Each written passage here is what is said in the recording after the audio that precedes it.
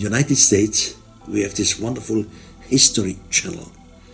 And History Channel, since a few years, they show Ancient Aliens, a series, a TV series. Among them was one chapter called the Erich von Daniken Legacy. Of course, I was proud and happy about the Erich von Daniken Legacy, but it was not really my legacy. I wish to say, what is my legacy? And there we have to start at the beginning. Everything always starts at the beginning. What is the beginning? If we begin with the universe, the scientific community tells us it all started with the Big Bang. What is this Big Bang? What initiated the Big Bang? We have no answer. Nothing comes from nothing. So the starting of the Big Bang is down through unscientific. And if we follow religion or philosophy, they tell us in the beginning was God. Wonderful. But what created God? Where did God come from? Who or what is God? So we really have no answer. We have no final answer, neither in philosophy, in religion, or in science. So what can we do? Well, we have to start with the Bible, with the Jewish tradition, with the Christian, including the Muslim tradition. In the beginning, we have God. What is God? Whatever God is, God had to have a few qualities. For example, God for sure would never be a liar. God would never tell lies. God is out of time. The real God doesn't need to make experiences and then he has to wait the result. What's the end of the experience? A timeless God knows the end from the beginning. And of course, another quality of God, God is omnipresent. He is all over. That means God would never need a vehicle to move from point A to point B. God is all over. So these are a few qualities which God should have, whatever God is.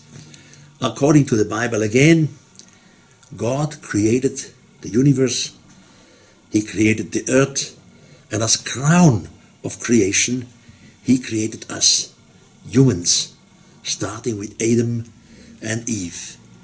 And according to the Bible, God saw it was good. These two first people, Adam and Eve, they were set into a wonderful garden called the paradise. And there, God told Adam and Eve, you may do everything you wish. Feel free, except one thing you are never allowed to do. In the Bible, they speak about the apple. Of course, the apple is not the true. It was just something which they were forbidden to do. And promptly, Adam and Eve, they do what was forbidden. But God knew the result in advance. Don't forget, He's out of time. And now, after so-called original sin, God is very upset about the humans. He regretted His own doings and He decided to destroy whole mankind by a great flood. At least this is a story how it is told in the Bible. So all the followers of Adam and Eve, which have nothing to do with the so-called original sin, they were killed by the great flood. So the original sin should now be away, out of the humans, out of our planet. But no, that's not the case, at least according to the Bible. Thousands of years later, God sends His own Son, Jesus Christ. What was the reason for Jesus Christ to come to earth? He should save mankind from the original sin. But my God, they were killed already by the great flood. Now Jesus is here on the planet, and according to the Gospels, He was a wonderful, fine personality. He taught, he preached peace. But the humans at that time did not understand his message. They tortured Jesus. They crucified him. They killed him. So Jesus had to die in a horrible way. And what for? Jesus had to save us from the original sin. But all the people were dead already, were died already by the great flood. So in reality, all this is a misunderstanding. It's hardly to believe. But we Christians have to believe it. By the way, I said in the beginning that God would need no vehicle in which to move around from point A to point B. But if we follow the Old Testament, in so many cases, God uses a vehicle. He descends, for example, on the holy mountain near with Moses, and he descends with smoke, fire, trembling, loud noise. The whole mountain was like a fire. Or later in the Bible, when you look at the prophet Ezekiel, there God is descending in a fiery chariot. The prophet Ezekiel describes not only the chariot, he describes even details like the wheels, like the wings. He describes the feet. He describes the leg of the vehicle which he sees. And Ezekiel is not only describing what he sees, he also describes the noise when the vehicle descends. So God, at least God in the Old Testament, he used a vehicle. Now, Jesus was here. He was killed. Lord seems to be satisfied. But Jesus, of course, had a mother, the Holy Mary. And according to the Roman Catholic belief, the Mary, the mother of Jesus, is so to say the female boss of the universe. She's the head of the female believers. So Mother Mary was taken up with her body into the heaven, at least according to Roman Catholic beliefs. So far, so good, it seems. About 1,600 years later, there was a young man in the United States. His name was Joseph Smith. And on September 21st, 1823, he again had another vision. According to Joseph Smith, it was, like in the case with Muhammad, it was not a vision. He really saw an apparition, an angel with the name of Moroni. And this angel told the young Joseph Smith that in a hill near of the small place of Palmyra in the United States, there were some metallic tablets. Joseph Smith went to the hill, he found the cave, and he found these tablets. 11 other personalities witnessed what Joseph Smith saw. These tablets did really exist. These 11 witnesses, they touched it, they saw it. Now, on this tablet were unknown writings. The angel Moroni told to the human Joseph Smith, if he put 2 little stones on his chest, the stones had the name Urim and Turim, then he could translate the tablets. And Joseph Smith did so. And the outcome was the Book of Mormon. The Book of Mormon is what they believe like the Bible for the Christian community. And this angel Moroni told Joseph Smith that the old religion has developed in a wrong way, that it has become unbelievable and the new religion was necessary, a new Christianity, and that Jesus Christ would visit the United States. Funny. First, in the Old Testament, we had the one God, as the Jewish community says, Yahweh. Then we have the Christian God, which is the son of the big God. Then we have the Archangel Gabriel telling to Muhammad that all this is wrong and that God has no son. Thousands of years later, we have another angel, Moroni, telling Joseph Smith that everything of the past was wrong and developed in a wrong way. Now, what should we poor humans believe? To which religion do we have to believe? All this is controversial. It makes no logical sense. And there we have to look for new possible answers. Again, for the Roman Catholic Church, it is a dogma. That means the Catholics have to believe it, that the Holy Mary ascended to the heaven with her body. So the Holy Virgin Mary is, so to say, the female boss of the universe. According to other religions, for example, to the Holy Quran, God has no son and there is no Holy Virgin Mary. So what should we believe? Now, what makes things very, very complicated is that this Holy Mary, existing or non-existing, has shown herself hundreds of times in the past to children, so-called apparitions. For example, in France, there is a little place called Lourdes, and there the Holy Mary was seen in an apparition. The same thing happened in another little place in Portugal. The name is Fatima. And the apparitions of Fatima were really absolutely sensational. And that's why we have to speak about it.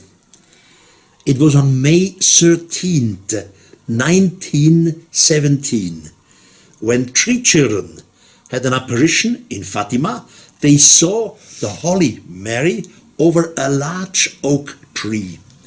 Now, it was obviously a telepathic message because nobody around could understand what was going on. Only the 3 children heard some voices. And this apparition, the Holy Mary, gave some secrets to one of the children. These secrets are called the secrets of Fatima. The oldest of the 3 children, her name was Lucia Santos. She handed down these secrets in her school scribbling, and the Holy Mary gave the order that this secret of Fatima should only be published in the year 1960. So, don't forget, the apparitions took place in 1917, but the order was to publish the secret many years later in 1960.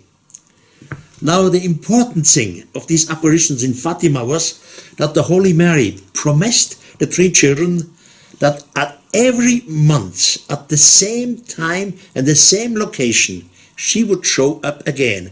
So it all started on May 13th, that means on June 13th, on July 13th, on August 13th, always the same thing appeared. And of course, each month more people were accompanying the 3 children. And exactly on the date, on the hour, on the minute, this apparition took place, but only for the 3 children. The rest of the crowd saw nothing. They just realized that the children fell down to their knees and they were speaking to somebody. And on August 13, she promised to return on September and on October, always at the same time. Now, on October 13, 1970, 80,000 people, absolutely incredible, 80,000 people were accompanying the 3 children. And on the second, on the spot, the 3 children start to speak to somebody, but the big crowd saw nothing. At that day, it was rainy. You see 80,000 people close together with their umbrellas. And of a sudden, the heavens opened. and the 80,000 people saw something like a disc. The disc was revolving, turning around itself and coming closer and closer to the 80,000 persons on the ground. And during this show, the whole region was covered in different colors: blue, red, orange, sky, any color, doesn't matter what. It took place for full 4 minutes. And after the 4 minutes, the disc returned, turning, revolving the other way around, and disappeared again in the cloud. So 80,000 people were eyewitness of what the church called later the miracle of the sun. And among these 80,000 witnesses, there were quite some good personalities. For example, the Bishop of Leira was there. Leira is this place in Portugal, which the little village Fatima is part to it. And the bishop said, "I clearly saw an object shining, brightening. It was looking like a bull. And the priest next to me saw the same thing." There were other eyewitnesses. There were a professor in theology, a Dr. Bartas, and he said, "Seen from the front, I saw it like a gigantic disc turning in different color, but seeing from the side, it looked rather like an obelisk, like something long."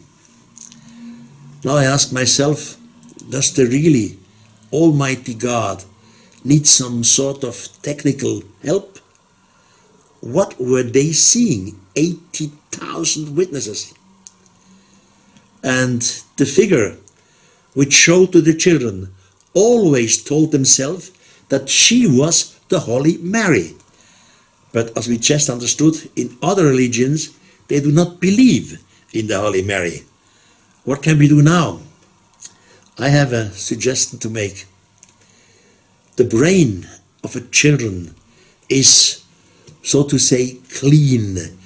Children's brain have no big problems, no problems of money, no problems of love. They are not lying, big complicated things. Their brain is infantile. And it would be easy for an extraterrestrial crew to give a telepathic message into the brain of children, saying that they are the Holy Mary.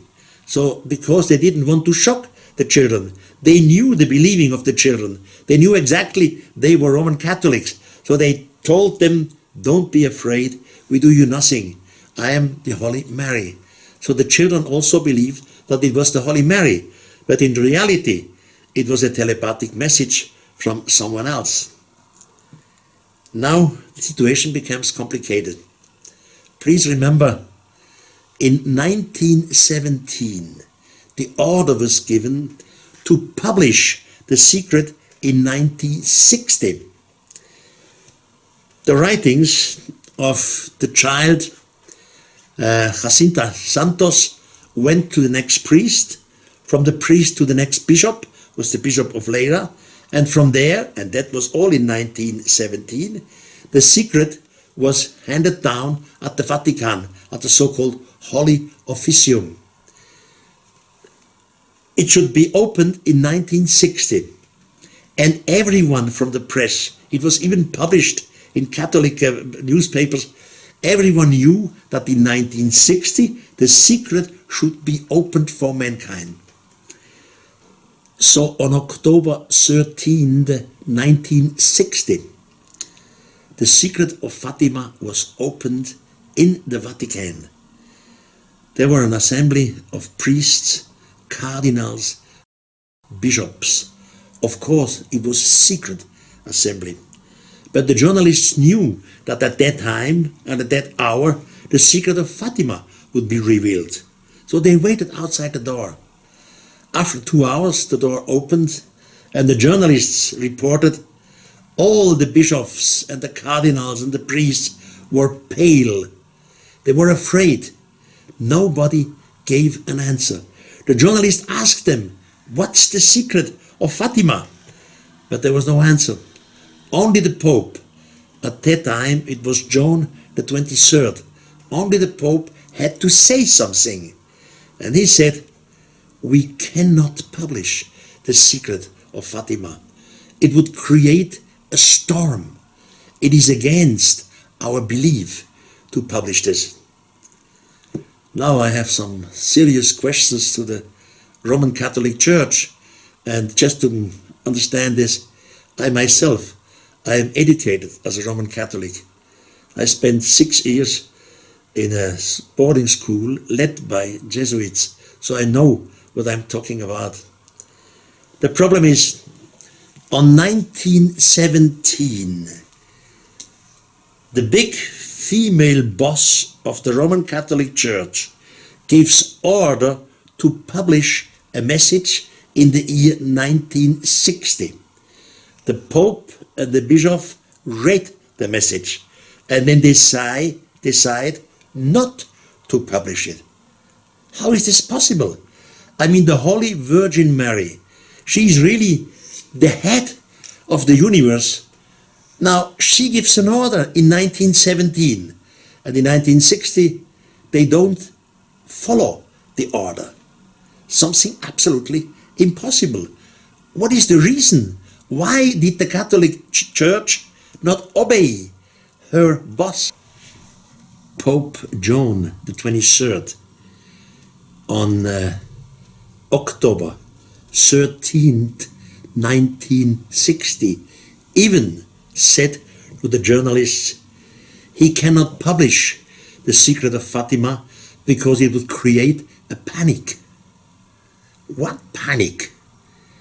I mean, Mother Mary would know what she does. And she has given order in 1917 to publish the secret in 1960. And now the Pope said it would create a panic. At that time, by the way, around the 60s, there was still the Cold War between the ex-Soviet Union and the Western world, the United States. And everybody was afraid of a possible next World War, the Third World War. There was big discussions in public. There were about Pershing 20 rockets and SS-20 and so all these kind of things. And on September 30th, 1984, the Bishop of Leira is in Portugal, the Bishop of Leira said to the journalists, the secret of Fatima has nothing to do with the destruction of the world, nothing with Pershing rockets or with SS-20, nothing with peace or big war on earth. It all has to do with our faith. We cannot publish it. It would create a panic. This is all a little ill. I mean, Mother Mary knows what she does, but the priests and the Catholic Church do not obey. So I have the following suggestion to make.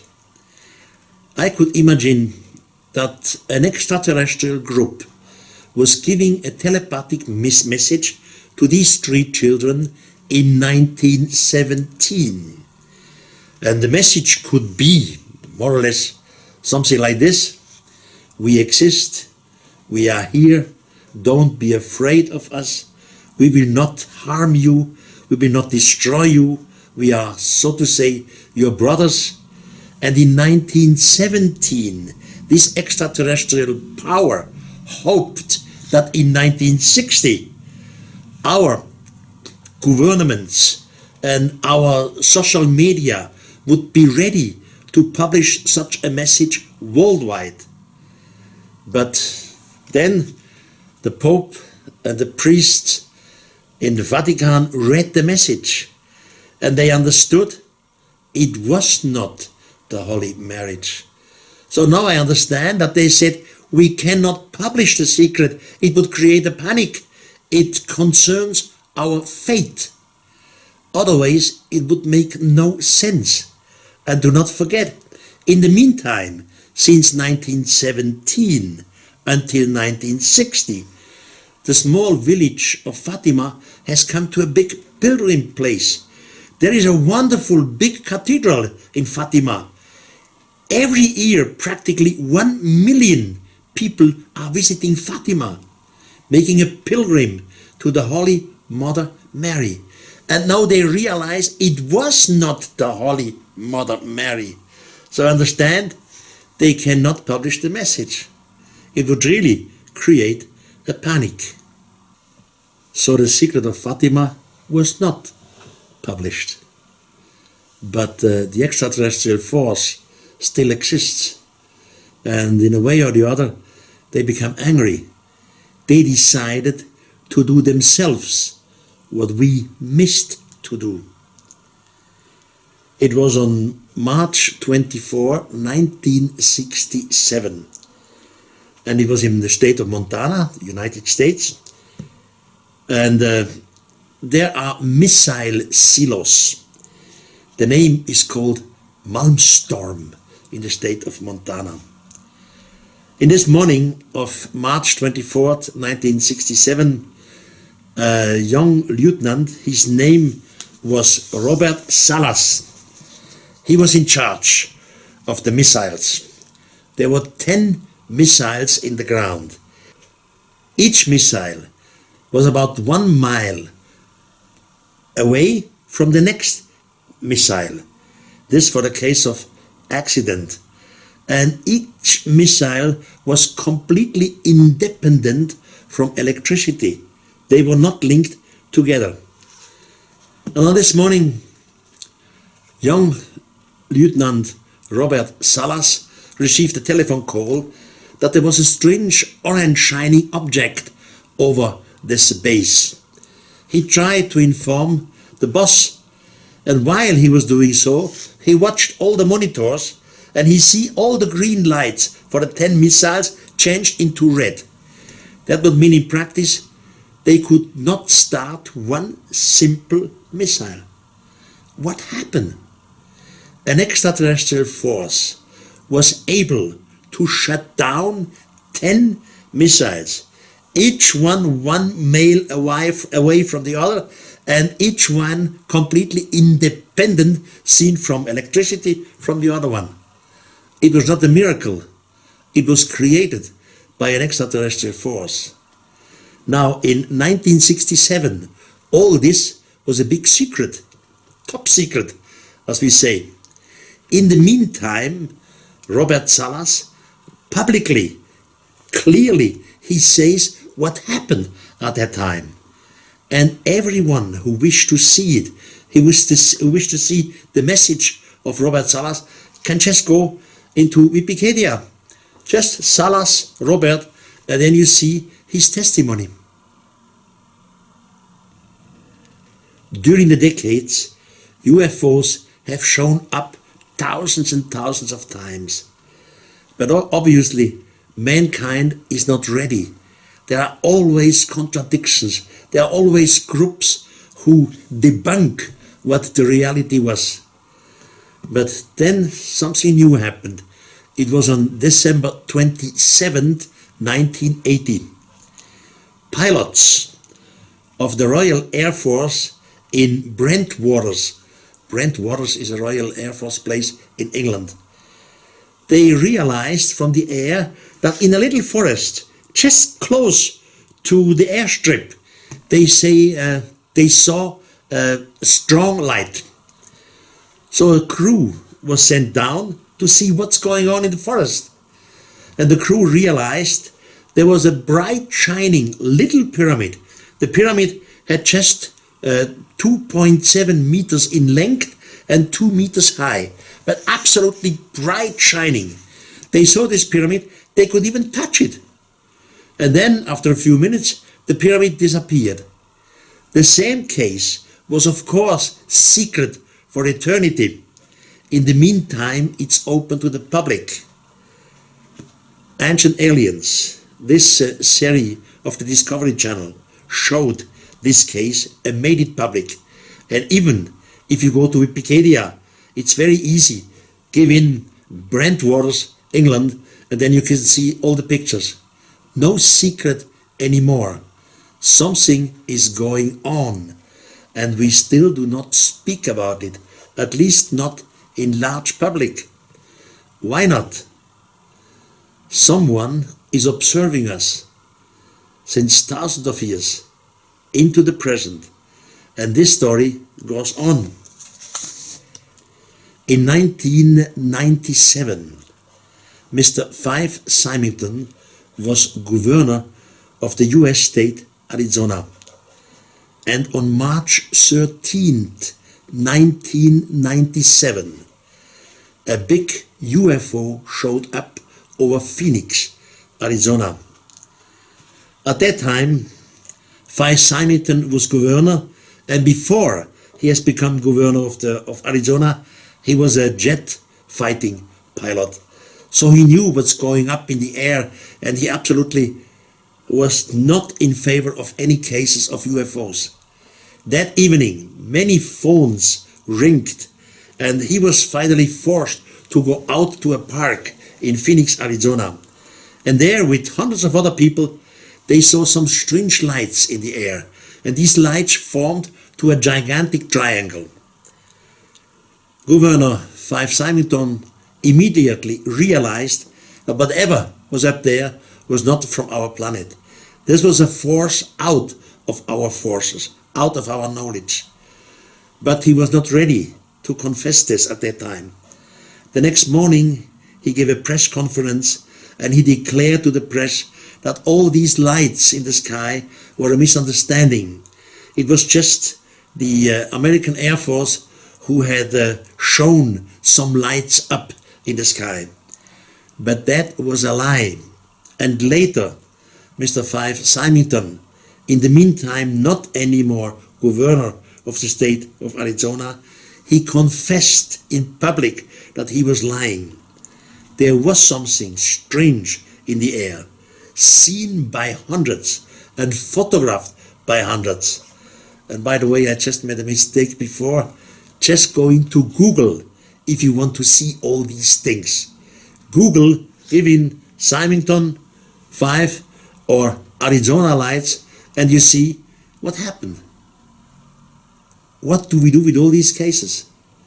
I am living in Switzerland, and here in Switzerland, none of these cases are published. Not even in Germany. We always want to be reasonable, and something which is not something which we cannot explain in the sky, we call unreasonable. So we are afraid to ridicule ourselves. We don't have the courage to go to public, and we should do this because the other side, what I call the extraterrestrial force, slowly they will show them more and more. They still try not to shock us, but they wish that we understand that they do exist and that we have a possibility to get in communication with them. Now I myself, I receive many letters with secret messages, and from time to time people send me also UFO cases. And just a few months ago I received a letter with a UFO case, and it was taken in Puerto Rico on April 26, 2013. The UFO case took place near the Rafael Hernandez Airport by Aguadilla. Aguadilla is a city in Puerto Rico. Now I can show you this case. It is somehow, in some way, shocking, because the pictures were made out of a cockpit of a fighter jet. You see all the dates inside the pictures, and in the center you see a UFO flying with high speed over some houses, and then over an airport, and directly behind the airport there was the sea, and you see that the flying object is jumping into the water. After a few seconds it turns out of the water again, but this time it has separated into two different flying saucers. In the beginning it was only one, and now we have two separate flying saucers. Now this UFO case is absolutely real and can be proven not only by the picture. It's not an illusion, it's not some laser beams or strange lights. because when the object jumps into the water, you see the water fountains splashed up. It's reality. And what are we doing? Nothing. It's time that the so-called skeptics finally simply shut up. Look at all these cases. Discuss, for example, the Fatima case. Why does the church not publish the secret of Fatima in 1960, while the Holy Mother Virgin gives the order in 1970 to do so? All this is crazy in a way, and we have to have the impression we are misleaded. Someone is lying to our society. There is an extraterrestrial force, whatever it might be, where they came from, be it from outer space, be it from another dimension, be it from other time, we don't know. But something is here. This is a reality, and we should start to cope with them. That's their desire too. So what is going on here? In my profession, I work with thousands and 10,000s of years. I know that we were observed some thousands of years ago. I know we are still observed today. And who are these aliens, or that third force, whatever we call them? Of course, as long as we don't have a direct contact, nobody knows for sure what they are. We simply can state they exist.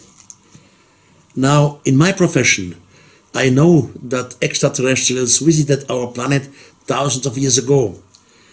At that time, our ancestors were Stone Age people. They could not understand what was going on. So our Stone Age people believed that these extraterrestrials were some kind of gods.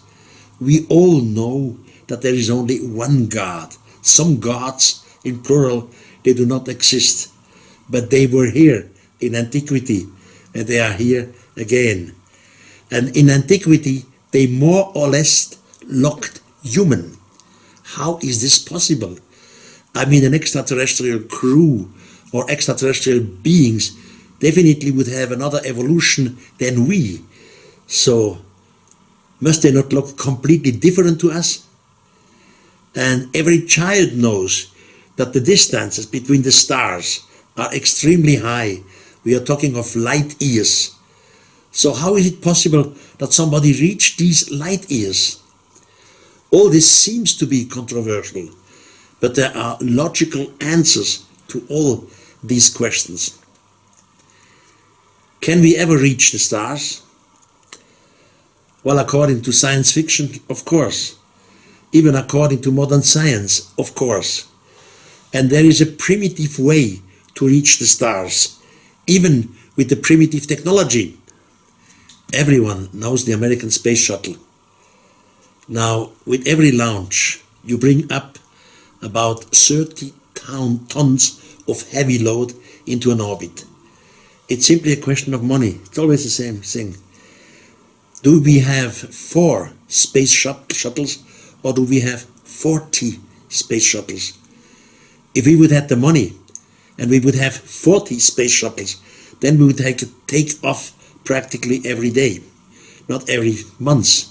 That means every day heavy load of 30 tons into an orbit between the Earth and the Moon. These particles are linked together in the orbit. Out comes a gigantic ring.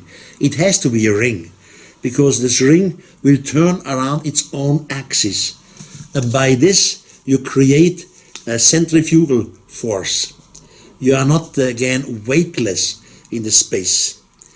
Now you have to start slowly and slowly. Just use an engine which is capable for about 2% of the speed of light. 2%, that's not much. With 2% of the speed of light, in about 100 years from now, we would reach the distance of 10 light years within 500 human years. But 500 human years, nobody can survive this. It's not necessary. You just look at this gigantic spaceship as a sort of mother spaceship or generation spaceship. In this generation spaceship, many generations die and create life again and die. Imagine such a generation spaceship like a gigantic ocean liner. There are TV stations there are different restaurants there are sport events there, etc. So maybe generation number 29 only reaches the goal 10 light years away from us. During these 10 light years, of course, the astronomical crew on board will look for planets similar to the Earth, not too hot, not too cold, not too big, etc. According to the newest dates, which are calculated from the Kepler telescope, in our Milky Way we have about 5 billions of Earth-like planets out there. 5 billions, imagine. This is a calculation, a statistical calculation. So the crew would find out where is the next Earth-like planet. Now the gigantic generation spaceship is not able to make a landing because they would break down. So it stays in orbit. And now the crew goes down to the nearly discovered new planet. From orbit, the crew up there tells them, hey, down there you find oil, you find minerals, you find raw material, etc. Now we give them maybe 400 years to build up a new industrial society. We have our industrial society created within about 180 years. So we give them 400 years. And then 100 years more, altogether 500 years, to construct a new generation spaceship. That means now we have the old generation spaceship and the new after 500 years. Now 2 spaceships starts. Each one has again the distance of 10 light years. And the story repeats. Then we have 4 generation spaceships and 8 and 12 and so on. With a speed of only 2% of the speed of light, we could colonize our own Milky Way within 10 millions of years from one starting point, from our planet. So it is possible. And this calculation was made with 2% of the speed of light. If in 100 years in the future we reach 10% of the speed of light or 5% of the speed of light, it will not take 10 millions of years. We can have it in a shorter way. So the argument that it is impossible to reach the stars is simply not true. It's just a question of the will. If a society wishes to do it, they will do it. And somebody obviously has done it a long time ago. But the critics, of course, say, even if we accept all these theories, maybe as a sort of speculation, it still makes no sense, because extraterrestrials will look completely different than we humans. Evolution will not go the same way.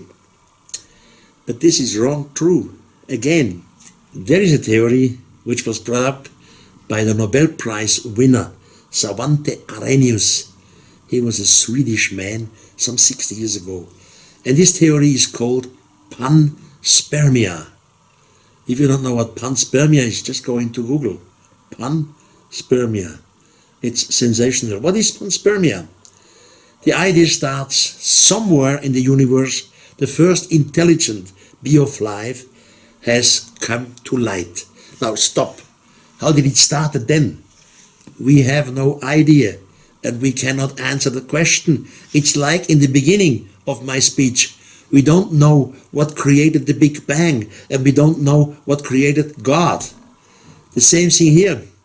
Give me a piece of paper, and I make a perfect circle on the piece of paper, and then I return this piece of paper to you. Tell me, what did the circle start? By your logic, you would say, well, Mr. von Daniken must have started somehow. Of course, but you cannot answer the question, because the circle by itself is closed completely. So we cannot answer the question, where did it start? At some point it did start. So the first intelligent being came to life. And they had an interest to spread out their own form of life in a certain section of their Milky Way. Now in the beginning, you don't start with gigantic spaceships. That's all too complicated. All what you do, you spread out your genetic information. In our body, it's all composited with the so-called DNA. And in every cell, we have this DNA. In the DNA, we have the information not only of our own body, but of the bodies of all of our ancestors. Now, they take billions and billions of DNA. They put it into little capsules. They shot these capsules away from their own solar system. But these capsules are constructed in a way that after some time they break up. Now trillions of DNA exist in the universe in a certain section of a Milky Way. Of course, the one who start with this game, they know exactly that the biggest part of these forms of life or life information will be destructed. They come into a sun, or they are disintegrated in a way or another. But a little part of it will make a landing on a planet similar to them who started with it. And this will be the starting point of evolution. We have our evolution on our planet. And I was educated in a boarding school where they told me that this whole evolution started in the beginning, that a few atoms are collected together, they form complicated forms of molecules, then proteins, etc. In the meantime, we know that this is not the case.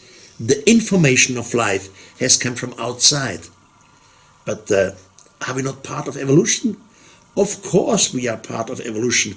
Just the starting point comes from outside. The rest is evolution until our brain, until our existence. The funny thing is that this way of thinking exists even in old holy books. For example, in the Tibetan books, Tanshur and Kanshur, they say that we are the creation from another creation. Or in the Bible, for example, it says that God, or you can translate the gods, God created man according their own image. So we are the offsprings of another solar system. And it makes sense now that extraterrestrials look similar to us. With this, you do not exclude complete other evolutions. Maybe there are planets with something like flying elephants, or with intelligent trees or bushes. But this again does not exclude a similar form of life as we are, because we are the offsprings of another solar system. The gods created humans according their own image. We are part of it. How can you prove a thing like this? You can prove it only in your DNA, and you can prove it at least by indications in the old holy writings. There is on this planet a book called the Book of Enoch. Enoch was a prophet before the Great Flood. He was the seventh patriarch. In the Bible, practically nothing is handed down about Enoch, but there is a Book of Enoch which comes from the Ethiopian church. And in the Book of Enoch, we read, for example, that 200 of the guardians of the sky descended to earth, and they wanted to have sex with beautiful females on this planet. And they had sex. It was a sort of mutiny against their leader, the commanding in spaceship. They had sex, which means in practice, if the guardians of the sky had sex with the human daughters, so the sexual apparatus must have been the same. Otherwise it would not function. Just concern or control this in the Bible. In the Bible you can read that some of the fallen angels had sex with the humans. The same story. If sex was possible, we had to have the same sexual apparatuses, which means we are the offspring of another solar system. And they promised to return. They will return. They were here some thousands of years ago. They showed up in the Bible. They showed up in several holy books. They showed up in Fatima. They show up today. And it is time that we start to understand what they do. If they would kill us or had the wish to kill us, they had done this long time ago. With their quality and their technology, they could do whatever they wish, but they do not wish to kill us. They wish that we look at them in freedom and accept them as they are.